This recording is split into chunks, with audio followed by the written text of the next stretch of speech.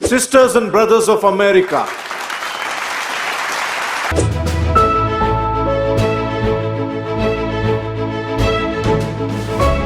things that I want to leave with you, just these three. I could do 10, I could do a whole life class. But just these three things will carry you if you let them. First and foremost, knowing who you are. Knowing who you are. Being able to answer this question, who am I and what do I want? You know, many times when I go out of the country, I am baffled by that question. To explain what is your occupation. I've stood there for 10 minutes. Well, am I a talk show host? Well, I'm more than a talk show host. Am I a businesswoman? I'm a businesswoman. I'm more than a businesswoman. Am I an entrepreneur? I'm more than an entrepreneur. So I just leave it blank or self-employed. So I'm not asking for the roles that you play as daughters. I'm not asking that question. What are the roles that you play as a daughter, as a friend, as a sister? You're going to be a lawyer, you're going to teach, you're going to be a pharmacist. I'm asking the bigger question of who am I? Who am I really? My answer is I am God's child. I am that which is born of all that is. I am, as Pierre de Chardin said, a spiritual being having a human experience, come trailing the breath of the ancestors yet, but trailing the breath of the angels. And understanding that because I am connected to the source of all that is possible for me.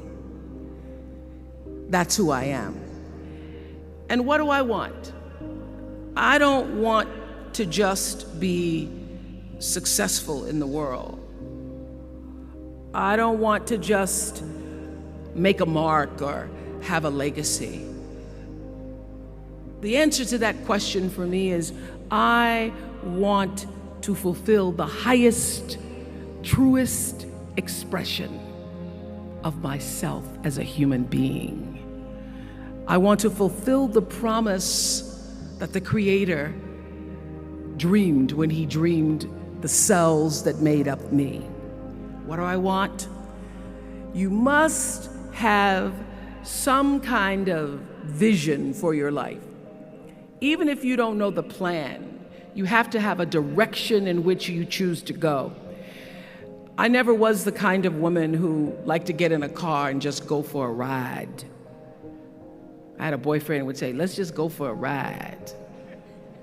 I want to know, where are we going? Do we have a destination?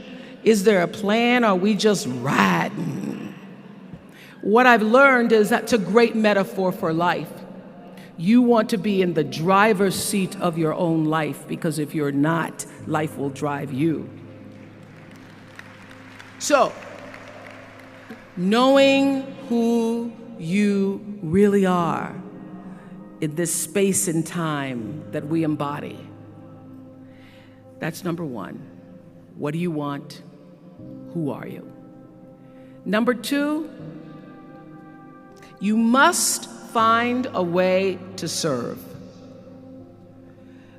Martin Luther King said that not everybody can be famous, but everybody can be great, because greatness is determined by service. Now, we live in a world where everybody wants to be famous and where we admire people for just being famous. We think being known brings us value. The truth is, all of that will fade in time. In 3 years, you won't be able to name the housewives of Atlanta. The real truth is that service and significance, service and the significance that you bring to your service is that which is lasting. So to be able to, whatever your occupation or job or talent or gift is, our honorees today, getting doctorate degrees, to apparently opposite fields, HIV and AIDS and the spoken word. But what they have in common is service, using the spoken word in service to community and the world, using your knowledge and information about HIV and AIDS and medicine in service to the world. And if you look at all the most successful people in the world, whether they know it or not, they have that paradigm of service. Everybody's talking about Mark Zuckerberg and IPO. Service. Jay-Z rapping. Service. Through the word, to people, through song. For many years, I was really just happy to be on TV, and people would stop and say, "Oh, you on TV?" "Yeah, I'm on TV. I like being on TV. It's a nice job." And it was about the time that I received my honorary doctorate from Spelman around 1993. So I don't know if that had something to do with it. I thought of myself as Dr. Winfrey.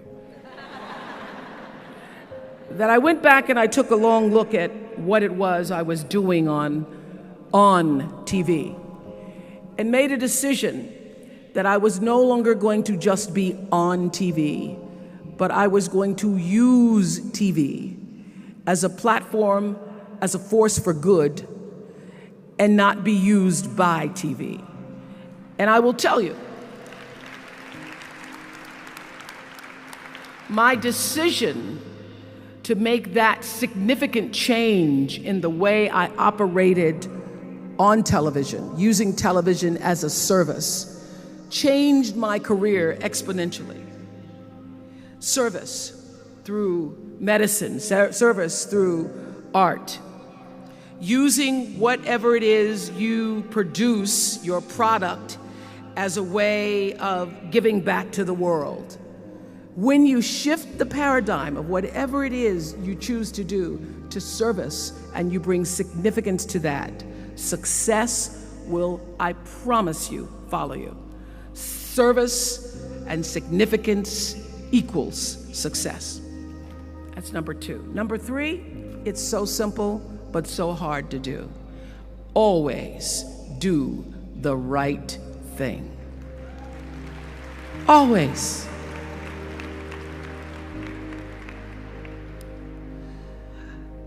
Be excellent. People notice. Think of how you notice. You go to Taco Bell, somebody gives you an extra napkin and some sauce. You notice. You want to go back to that person, because even at Taco Bell, excellence shows itself. Be excellent. Let excellence be your brand. Everybody talks about building a brand. I never even knew what that was. When people say, "You're a brand," I would say, "No, I'm just Oprah." What I recognize now is that my choice to, in every way, in every example, in every experience, to do the right thing and the excellent thing is what has created the brand. Years ago, I did an ad for Revlon for an ad they were doing called Unforgettable Women. And what I know is that when you are excellent, you become unforgettable. People remember you. You stand out. Regardless of what it is, you become an unforgettable woman. And that is what we all want.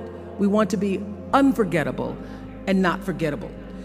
So doing the right thing, even when nobody knows you're doing the right thing, will always bring the right thing to you. I promise you that. Why? Because the third law of motion is always at work. For every action, there's an equal and opposite reaction. That is so true in all of our lives. That's what Newton said. Celia in The Color Purple said it. Everything you even try to do to me,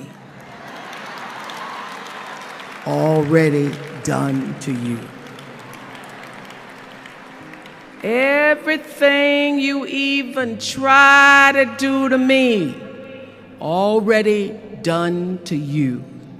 So you don't have to worry about revenge or getting back at somebody, making sure they pay. You just have to do the right thing, and the right thing will follow you even when people don't support it. I remember many times on my show, there are many shows y'all never saw. And the reason you didn't see them is because I got the last vote. And I remember 2010, my team, hardest working team in television, had done this interview with a woman who turns out she was a Sunday school teacher by day and a sex addict at night. Ooh. And they were like, you won't believe it. We got her going out, and we got her with the men, and we get to show her, and she was willing to show us everything. I sat down with a woman for an interview that was taped. And during the process of the interview, I said, why are you doing this? And she said, oh, I want to help people. I want to tell my story, and I want to help people. I said, do you have children? She says, yes, I have a 10-year-old son. I knew right then, this is never going to see the light of day. So we got off the air, and I said to the lady, we are not going to air that show. And she said, why? My producer said, why? She knew she was being filmed. She knew what she was saying. She knows what you... I said, because her son will never get over it. Her son will never get over it. And it's not worth a rating point to me. Not worth a rating point to me to know that there's a 10-year-old boy who's destroyed because his mother went on the Oprah Winfrey show and told all her business. You do the right thing even when other people think it may not be. And oftentimes, when you make a decision to do the right thing, immediately you're faced with doubt. Was that the right thing? Was that the right decision? I don't know. Was that the right thing? You always know it's the right thing, when in the end, there is peace. You are rewarded by peace in knowing that you did the right thing. The most important thing I have come to know in doing the right thing and making the right choices is understanding what we talked about yesterday. All of you leaving here have the potential for enormous success. There's a price that comes with that. People don't always like you, and they're not always happy for you. And if you surround yourself with people who are not accustomed to your success, they become fearful, they become scared, because you are reflecting back something to them that they don't recognize. Now, they're not going to say, you know, I'm very fearful, because you're reflecting back to me something I don't recognize. They're going to say, you know what they're going to say? They're going to say, who she thinks she is. Who she thinks she is. That only happens when you are around people who do not mean and want and aspire to the best for you. People who want the best for you want you to be your best. So my greatest advice to you is to surround yourself with people who are going to fill your cup until your cup runneth over. So when people say you're so full of yourself, you can say, yeah. Yes, I'm full. I'm so full, my cup runneth over. And to know that once your cup runneth over, you cannot spend your life with your gallon-size offerings, offering them to pint-sized people.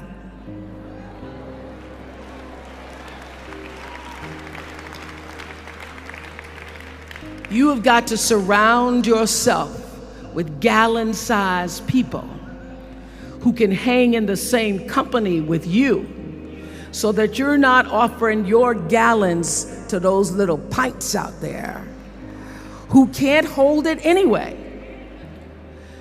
Choice to change the world. I love that song. I love hearing you all sing that song. And what I know for sure is that the biggest choices begin and end with you, your internal big questions. Who do I want to be in the world? My relationship to source energy, to all that is God. I'm not talking about what you believe in God. I'm talking about your experience of that which is all life, which is divine and universal. I'm talking about the big deal, being connected and aligned with that. When you are tuned in and charged into that, whenever you feel empty, you go inside yourself and you connect to the source, and you know that all things are possible. To know that, and to choose to do the right thing in service and significance, I promise you, you will create a vessel of service for yourself first, because you have to honor yourself first. You have to give to yourself first, otherwise you have nothing to give away. You will create a vessel for yourself, for your family, your community, and the world. And those three things will not only lead you to a blessed life. I stand as a witness. My life is so blessed, I can't even take it in sometimes. It will lead you not just to a gifted life and a rewarding life that fills you up, but a sweet life. That's what you want. You want the sweetness. You want it to be so sweet, so that even when the storms come, and they will, you'll know this too shall pass. This too shall pass. The storm is passing over, and you shall not be moved, because you know who you are. When you can do that, grace will follow you, grace and glory. And when they see you coming, it ought to make them proud. They say it's the click of your heels, it's the bend of your hair, it's the palm of your hand, it's the need for your care, because you a woman, you a Spelman woman.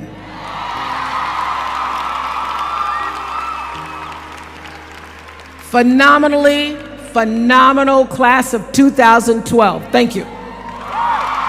Is that I can be a source of some inspiration. I'm going to address my remarks to anybody who's ever felt inferior or felt disadvantaged, felt screwed by life. This is a speech for the quad.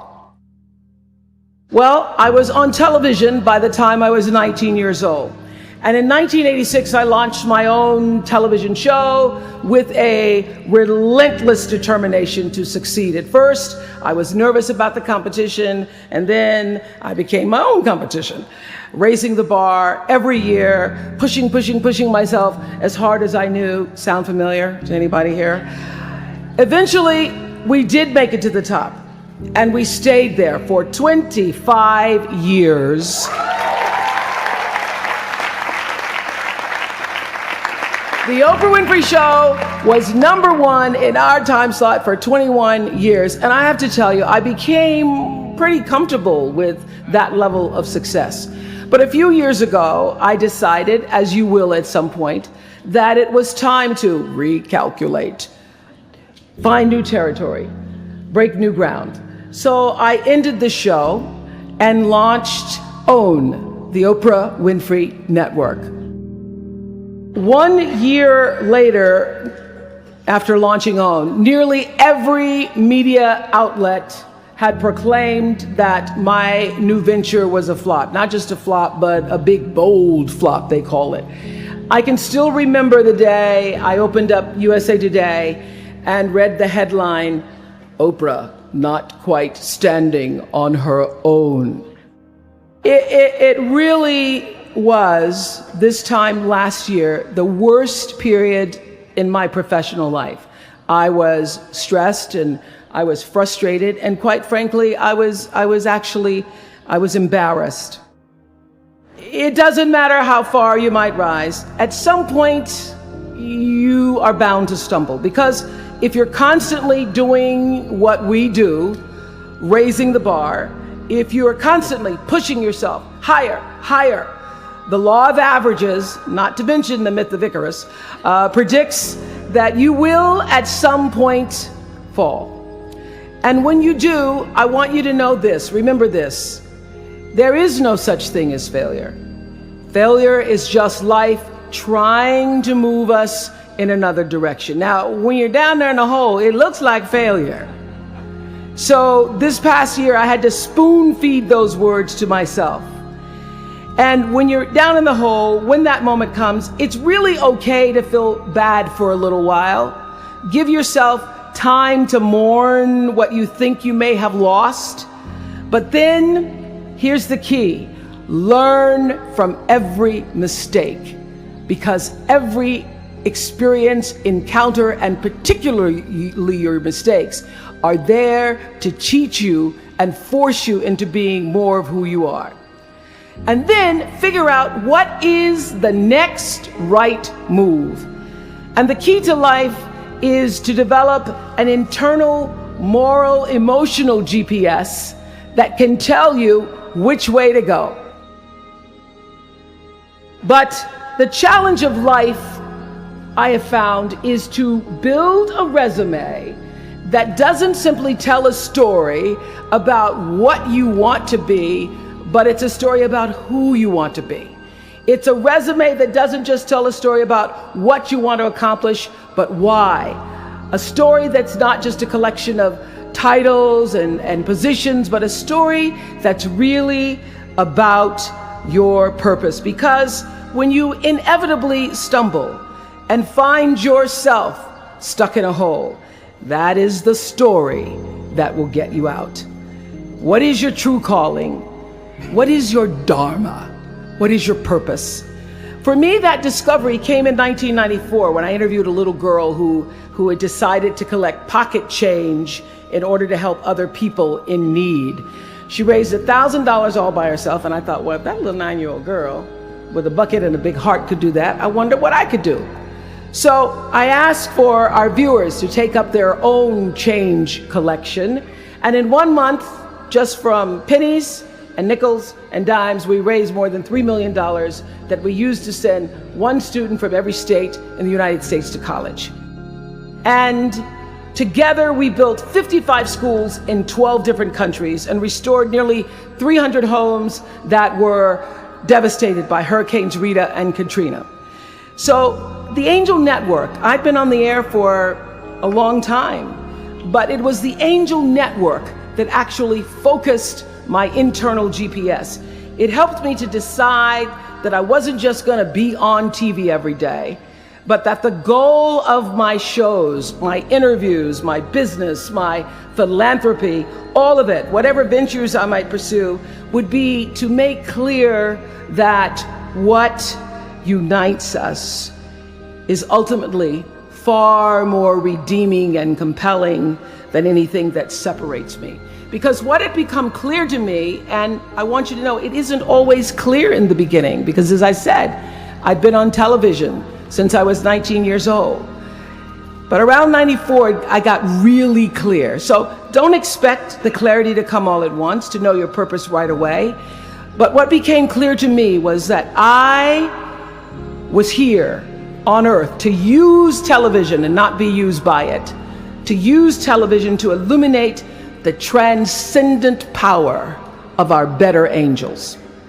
So this Angel Network, it didn't just change the lives of those who were helped, but the lives of those who also did the helping.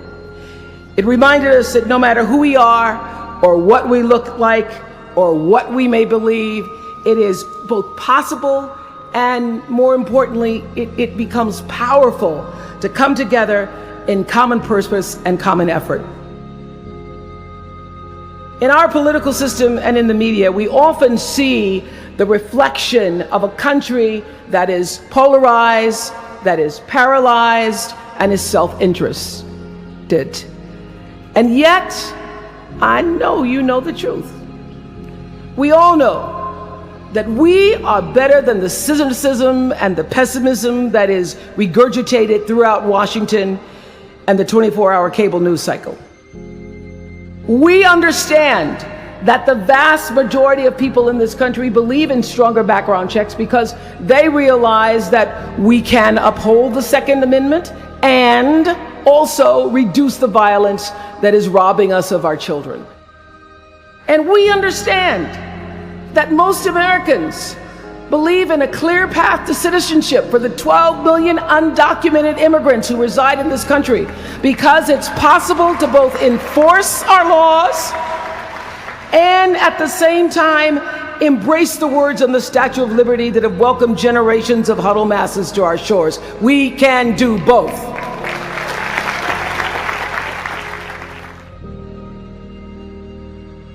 The point is, your generation is charged with this task of breaking through what the body politic has thus far made impervious to change. Each of you has been blessed with this enormous opportunity of attending this prestigious school. You now have a chance to better your life, the lives of your neighbors, and also the life of our country. When you do that, let me tell you what I know for sure. That's when your story gets really good. Maya Angelou always says, when you learn, teach. When you get, give. That, my friends, is what gives your story purpose and meaning. So you all have the power in your own way to develop your own angel network. And in doing so, your class will be armed with more tools of influence and empowerment than any other generation in history. I did it in an analog world. I was blessed with a platform that at its height reached nearly 20 million viewers a day. Now here in a world of Twitter and Facebook and YouTube and Tumblr, you can reach billions in just seconds. I know you all understand better than most that real progress requires an authentic way of being, honesty, and above all, empathy. I have to say that the single most important lesson I learned in 25 years talking every single day to people was that there's a common denominator in our human experience. Most of us, I tell you, we don't want to be divided. What we want, the common denominator that I found in every single interview, is we want to be validated. We want to be understood. I've done over 35,000 interviews in my career. And as soon as that camera shuts off, everyone always turns to me and inevitably in their own way asks this question: was that okay? I heard it from President Bush. I heard it from President Obama. I've heard it from heroes and from housewives. I've heard it from victims and perpetrators of crimes. I even heard it from Beyonce and all of her Beyonce-ness.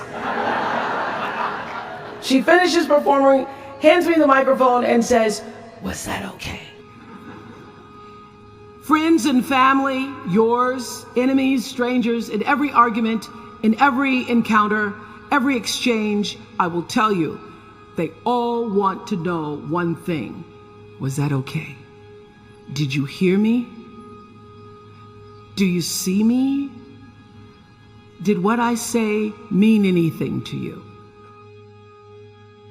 So whether you call it soul or spirit or higher self, intelligence, there is, I know this, there's a light inside each of you, all of us, that illuminates your very human beingness if you let it.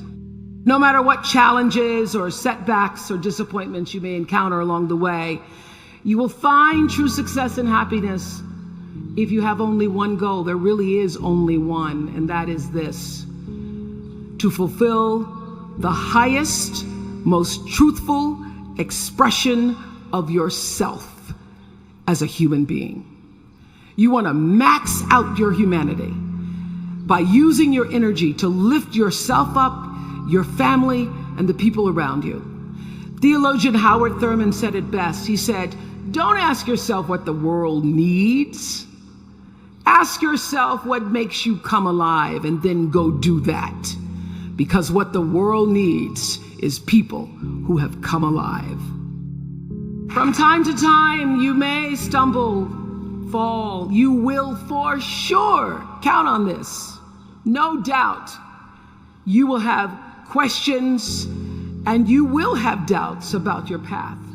But I know this, if you're willing to listen, to be guided by that still small voice that is the GPS within yourself, to find out what makes you come alive, you will be more than okay. You will be happy, you will be successful, and you will make a difference in the world.